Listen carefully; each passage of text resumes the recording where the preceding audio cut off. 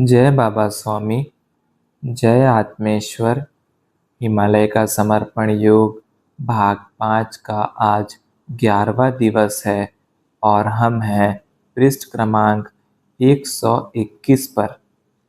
गुरुदेव कहते हैं, पत्नी के सैलरी में से जो पीएफ भविष्य निर्वाह निधि के पैसे कटकर उसके खाते में जमा हो जाते थे, वही हमारी एकमात्र बचत थी, क्योंकि वे सैलरी में से सीधे ही कट जाते थे। प्रत्येक माह की पहली तारीख को पत्नी बैंक से सैलरी निकाल कर लाती और मुझे दे देती थी और फिर महीना भर मैं उसे चलाता था। प्रति सप्ताह सब्जी को पैसे लगते थे, इसीलिए उसके प्रति सप्ताह के 4 या 5 लिफाफे बनाकर अलग पैसे रख दिया करता था। कभी अचानक खर्च करना पड़े तो उसमें से ही खर्च करते थे और फिर आखिरी एक सप्ताह सब्जी हमारे बगीचे की ही होती थी। पत्नी ने बगीचे में भी काफ़ी सब्जियां लगाकर रखी थी, उनसे भी काफ़ी मदद हो जाती थी। पहली तारीख के बाद 2 ही बिल होते थे, एक तो दूध वाले का और दूसरा किराने का। बस ये 2 ही खर्च थे।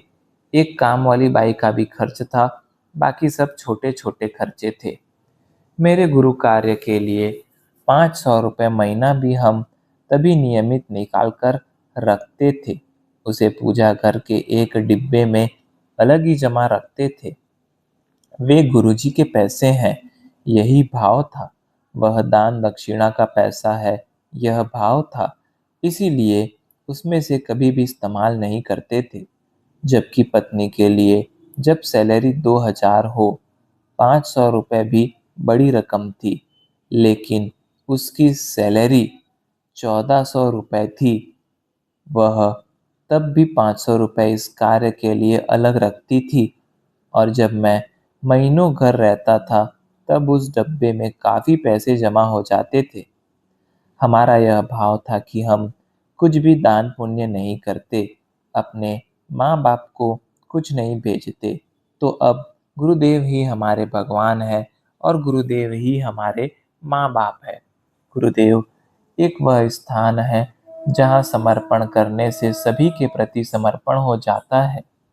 यह ठीक वैसा ही था जैसे गीता में अर्जुन को श्री कृष्ण ने कहा है, सभी को छोड़कर तुम मुझे समर्पित हो जा, मैं तेरे सारे कर्तव्यों को पूर्ण करूंगा। बस वैसा ही कुछ था। मेरा समर्पण भाव तो गुरुदेव के सानिध्य के कारण हुआ था। पत्नी ने तो किसी गुरुदेव को नहीं देखा था, केवल जो गुरुदेव घर पर आकर मुझे ले गए, उन्हें छोड़कर उसने किसी को नहीं देखा था। तो गुरुदेव कहो तो वह एक ही शरीर माध्यम सामने उसके आता था। वह कहती थी, वे गुरुदेव सारी गुरु सत्ता के प्रतीक थे, मैं उनके माध्यम से सभी गुरुओं तक पहुंच सकती हूँ। गुरु शक्ति कोई व्यक्ति नहीं है, लेकिन एक व्यक्ति के बिना हम गुरु शक्ति तक नहीं पहुंच सकते हैं। हालांकि वो व्यक्ति भी माध्यम है। संपूर्ण गुरु शक्तियों को उस माध्यम से अनुभव किया जा सकता है। एक गुरुदेव के दर्शन मात्र से ही मैं तो धन्य हो गई। एक माध्यम से ही मैं गुरु शक्तियों तक अपने आप को पहुंची हुई महसूस करती हूँ। हम गुरु शक्तियों को व्यक्ति के माध्यम से जानते हैं, लेकिन व्यक्ति तो माध्यम है। अब यह सब कुछ मानने के ऊपर ही सारा अध्यात्म टिका हुआ है।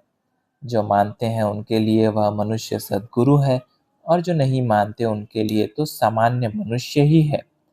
आप क्या मानते हो इस पर निर्भर होता है। अब मानने वालों के लिए तो मूर्ति भगवान है और जो नहीं मानते उनके लिए तो एक पत्थर ही है, क्योंकि वे उसे पत्थर ही मानते हैं। वैसे ही आप मानते हो तो गुरु मंत्र है और आप नहीं मानते तो वह एक शब्दों का छोटा सा समूह मात्र ही है, क्योंकि आप उसे गुरु मंत्र नहीं मानते हैं। सारा अध्यात्म केवल मानने पर टिका है। मुझे लगा कि पत्नी ने अध्यात्म के मूल रहस्य को ही समझा लिया है कि मानना मन का शुद्ध भाव है। जो अपने चित्त को मुक्त और शुद्ध करता है। हम किसी अपने रिश्तेदार को धन देते हैं तो वह एक परिवार विशेष तक रहता है। हम अगर अपने जाति के समाज को धन देते हैं तो वह एक विशेष समाज के लोगों तक ही पहुंचता है।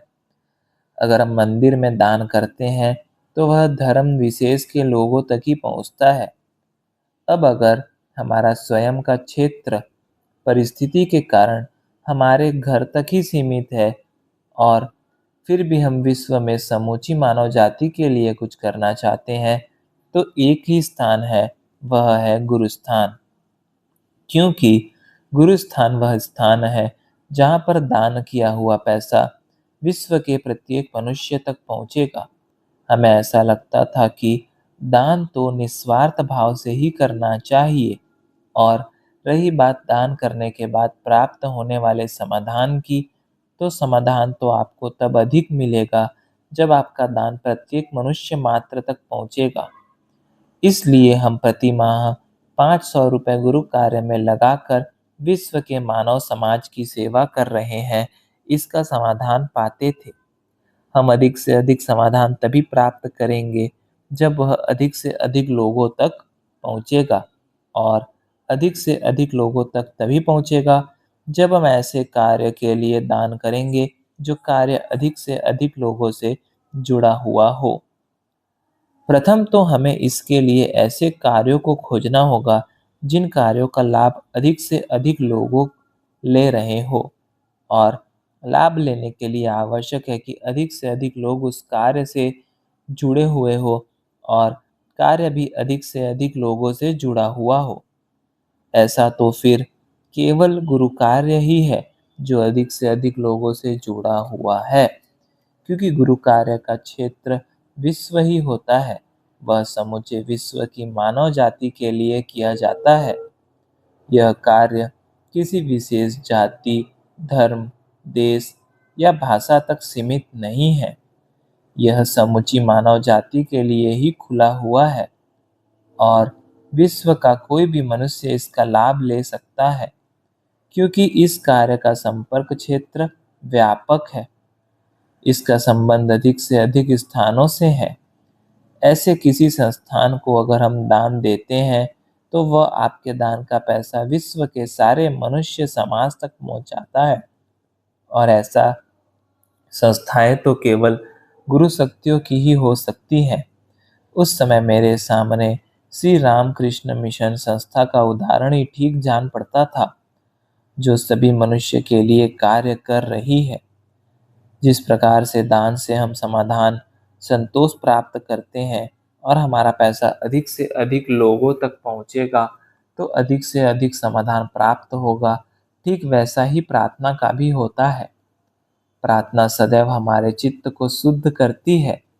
अपनी स्वयं की समस्याओं को, अपने स्वयं के दुखों को दूर रखकर हम अगर दूसरों की समस्या दूर करना चाहते हैं तो उसके लिए एक मार्ग है प्रार्थना, और इससे हमारे चित्त की शुद्धि होती है। अब प्रार्थना का क्षेत्र जितना विस्तृत होगा, हमारा चित्त भी उतना ही विकसित होगा, और जितना विकसित होगा उतना ही शुद्ध होगा। इसीलिए हम अगर अपने घर के अन्य सदस्य के लिए प्रार्थना करते हैं तो चित्त थोड़ा ही विकसित होता है। अगर हम समाज के लिए प्रार्थना करते हैं तो चित्त और थोड़ा विकसित होता है। हम हमारे प्रदेश के लिए प्रार्थना करते हैं तो चित्त और थोड़ा विकसित होता है। हम हमारे राष्ट्र के लिए प्रार्थना करते हैं तो चित्त और अधिक विकसित होता है। और अगर हम हमारे देश की सीमा छोड़कर समूचे विश्व के लिए प्रार्थना करते हैं तो हमारा चित्त सर्वाधिक विकसित होता है। इसीलिए सर्वश्रेष्ठ प्रार्थना विश्व कल्याण की मानी जाती है। लेकिन विश्व कल्याण की प्रार्थना के साथ आवश्यक है कि आपका विश्व से कुछ संबंध भी हो, क्योंकि विश्व के साथ संबंध ही न हो तो केवल की गई प्रार्थना कोई मायना नहीं रखती है। विश्व के साथ संबंध से मेरा आशय है विश्व के समूचे लोग आपके साथ जुड़े हुए हो और आप भी विश्व के साथ जुड़े हुए हो। एक भाषा, एक जाति, एक देश, एक धर्म, एक रंग इनसे तो कभी विश्व जोड़ा ही नहीं जा सकता है। हमें कोई ऐसा मार्ग ही चुनना होगा जो इन सभी सीमाओं से परे हो, क्योंकि कोई ऐसी भाषा नहीं है जो सारा विश्व जानता हो। कोई ऐसा धर्म नहीं है जिसे सारा विश्व मानता हो। इसलिए विश्व के प्रत्येक मनुष्य से संपर्क स्थापित करने के लिए अनुभूति ही एकमात्र मार्ग है। जो भी मनुष्य जीवित है उसे संवेदनाएं होती है और वह इसीलिए अनुभूति को प्राप्त कर सकता है। संवेदनाएं अलग अलग स्तर की हो सकती हैं, इसीलिए अनुभूति भी अलग अलग स्तर की हो सकती है। लेकिन हमें अच्छा लगा, यह अनुभूति तो विश्व का प्रत्येक मनुष्य अनुभव कर सकता है और ये अनुभव करने के लिए किसी भाषा की आवश्यकता नहीं है। यह अनुभव बिना भाषा भी हो सकता है। जिस व्यक्ति को बोलना भी नहीं आता वह व्यक्ति भी कर सकता है। इसीलिए अनुभव करना प्रत्येक मनुष्य को आता है। इसलिए समूचे विश्व में सारे मनुष्यों से संबंध केवल अनुभूति के माध्यम से ही हो सकते हैं। यह ठीक वैसा ही है जैसे प्रसन्नता के साथ किसी का भी स्वागत करना किसी भी मनुष्य को प्रसन्न करेगा। कहने का अर्थ है कि आपका विश्व के प्रत्येक मनुष्य के साथ जुड़ने का माध्यम अनुभूति पर आधारित ही होना चाहिए। अचानक एक दिन सुबह पत्नी ने पूछा, मैं कई दिनों से एक प्रश्न पूछना चाह रही थी। जब आप जंगल में अकेले घूमते हो तो अकेलापन नहीं महसूस होता? जैसे कभी कोई निर्णय लेना हो तो हम साधारणतः अपने किसी साथी से बात करते हैं, या अकेले जंगल में घूमने पर किसी जंगली जानवर का या किसी प्रकृति विपदा का डर नहीं लगता क्या? मैं कई बार घर में बैठे बैठे सोचती रहती हूँ, कैसे रहते होंगे। मैंने हंसते हुए कहा, तुम जो सोचती हो वह और जो परिस्थिति होती है वह, इन दोनों में जमीन आसमान का अंतर होता है। सदैव परिस्थिति इतनी बुरी नहीं होती कि जितना बुरा हम सोच सकते हैं। वास्तव में कई बार डर की भावना हमारे में नहीं होती है, किसी और के डर अनुभव करने से आती है।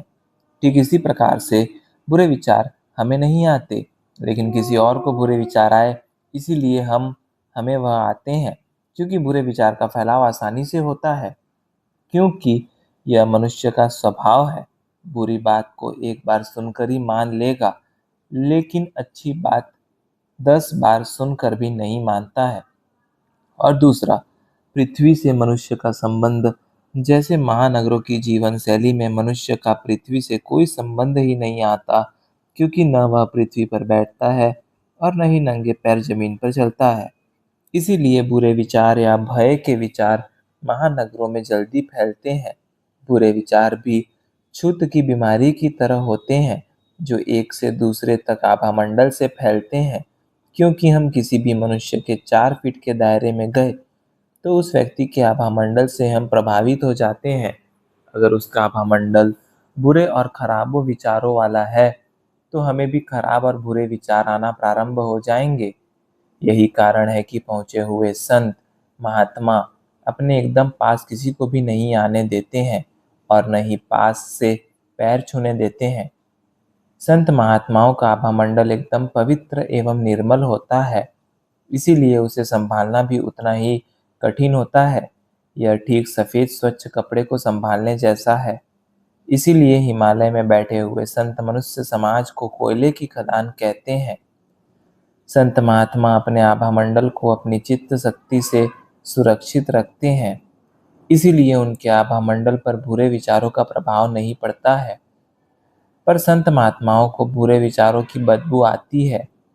यह ठीक वैसी ही होती है जैसे कोई मृत प्राणी पड़ा हो और मजबूरी है कि आपको उसी स्थान से गुजरना हो। ऐसी ही तीव्रता वाली बदबू आती है। जिस प्रकार से हम बदबू वाले स्थान से दूर रहते हैं, ठीक वैसे ही वे मनुष्य समाज से आने वाली बदबू से दूर ही रहना पसंद करते हैं। और सभी समाज में किसी कारण आ भी गए तो वे अधिक समय वहाँ नहीं रहते, और यही कारण है वे निर्जन स्थानों पर ही रहना पसंद करते हैं, ताकि मनुष्य के भीतर से निकलने वाली बदबू से बचा जा सके और वे अपने आसपास एक सुगंधित आभामंडल निर्माण करके उसका प्रभाव तैयार कर लेते हैं। वह एक आध्यात्मिक स्थिति बन जाने पर होता है और फिर उस आभामंडल में उसी स्तर तक पहुंचा हुआ मनुष्य भीतर आ सकता है। यानी मनुष्य की योग्यता के बिना उन तक कोई नहीं पहुंचता या फिर पहुंच सकता है। यानी अगर हम मनुष्य बस्ती में ही न रहे तो बुरे विचार भी नहीं आएंगे। अब तू ही अपना अध्ययन कर। किसी शिक्षिका के साथ अधिक रहने पर इस प्रकार के विचार आते हैं, क्योंकि पहले तो तू सूर्य नाड़ी वाली है, तो तुझे विचार नहीं और याद आए तो वे टिकेंगे ही नहीं, और वे टीके हैं यानी अन्य किसी के सतत प्रभाव में आने से आए हैं। पास में कोई एक शिक्षिका होगी जिससे कार्य के कारण बार बार संबंध आता हो और उसके 4 फीट के दायरे में रहना पड़ता हो और ऐसे विचार वह करती हो। इसका पति जंगलों में जाता है, उसे जंगली जानवर का डर नहीं लगता होगा क्या? अकेले घूमता है, उसका सब कुछ बुरा हो गया तो यहाँ इसे पता भी नहीं चलेगा। इतने दिनों से गया है, पता नहीं इस बार वापिस भी आता है या नहीं। इस प्रकार के विचार वह सतत करती हो, क्योंकि उन विचारों भरे आभामंडल का प्रभाव तेरे पर तो पड़ेगा ही, और यह मुंह से पूछने की हिम्मत नहीं कर सकती है। इसीलिए वे विचार अंदर ही अंदर चलते रहते हैं और तू सामने आ गई कि और तेज हो जाते हैं। और ऐसी शिक्षिका के पास जाने से उसके उस प्रकार के विचारों से भरे आभामंडल का प्रभाव तुम्हारे आभामंडल पर पड़ता है और फिर तुम्हें भी इस प्रकार के विचार आना प्रारंभ हो जाते हैं। और हिमालय के जंगलों में जब मैं वहाँ घूमता हूँ तो सदैव अकेला ही होता हूँ, इसलिए इस प्रकार से दूसरे के विचारों से प्रभावित होने का प्रश्न ही नहीं है। इसीलिए इस प्रकार के भय के विचार नहीं आते हैं। प्रकृति के सानिध्य में मनुष्य वैसे ही निर्विचार हो जाता है, क्योंकि सदैव प्रकृति के सानिध्य में जाने पर आत्मा आनंदित होती है, प्रसन्न होती है। प्रायः इसीलिए मनुष्य महानगरों से भागकर कहीं पहाड़ों पर, कहीं समुद्र किनारे प्रकृति की गोद में चला जाता है। शनिवार रविवार छुट्टी के दिन प्रायः शहर निवासी ऐसे प्राकृतिक स्थानों पर चले जाते हैं और आनंद पाते हैं। आनंद होता है आत्मा का।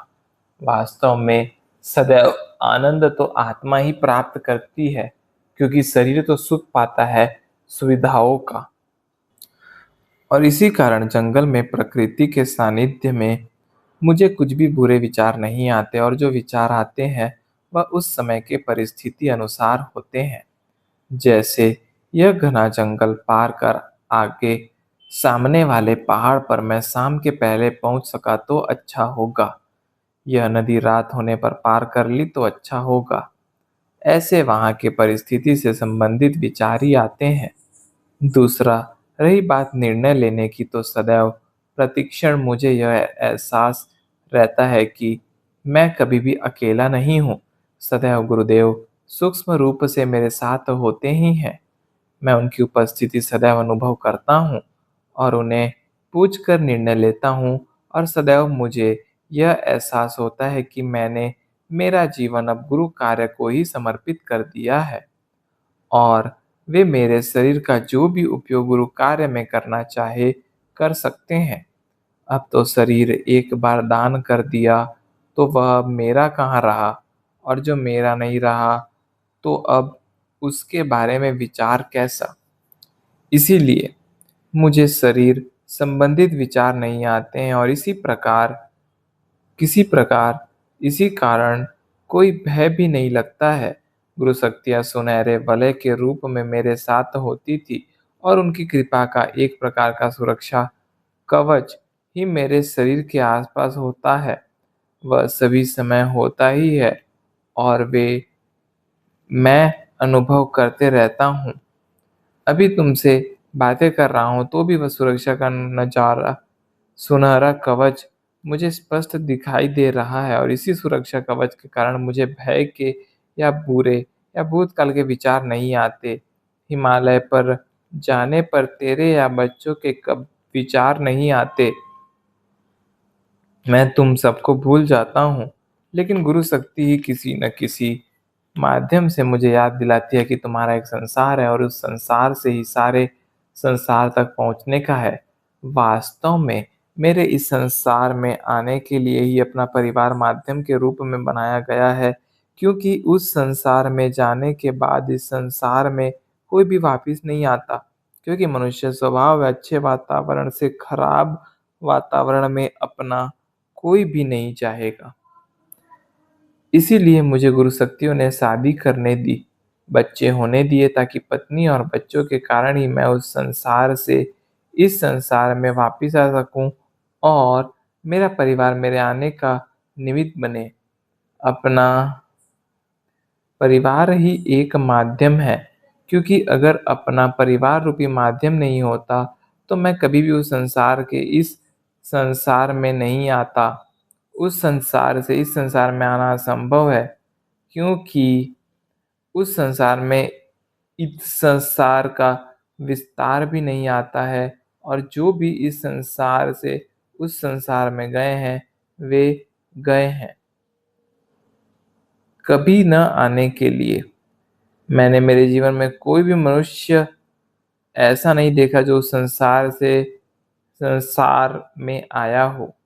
इसीलिए इस संसार से उस संसार में जो भी जाते हैं वे वहीं के होकर रह जाते हैं, क्योंकि गुरुदेव ने कहा था हिमालय तेरी साधना है, तेरी कर्मस्थली है, तो गुजरात ही है। हम कभी गुजरात में नहीं आए हैं, नहीं गए हैं और मुझे गुजरात की कोई जानकारी भी नहीं है। लेकिन मुझे गुजरात की कोई जानकारी नहीं है, लेकिन गुरु कार्य करने के लिए मुझे वहाँ पहुँचना ही पड़ेगा। पर कब? यह तो आने वाला समय ही बताएगा। मैं मेरे बारे में भी कोई विचार नहीं करता, क्योंकि जीवन में जो भी प्राप्त किया है वह कोई योजना बनाकर प्राप्त नहीं किया। जीवन में जो भी मिला है वह गुरु कृपा में ही मिला है। इसीलिए भविष्य में जो होगा वह गुरु कृपा में होगा। इसीलिए आगे के अपने भविष्य के विचार नहीं आते हैं। जय बाबा स्वामी, जय आत्मेश्वर।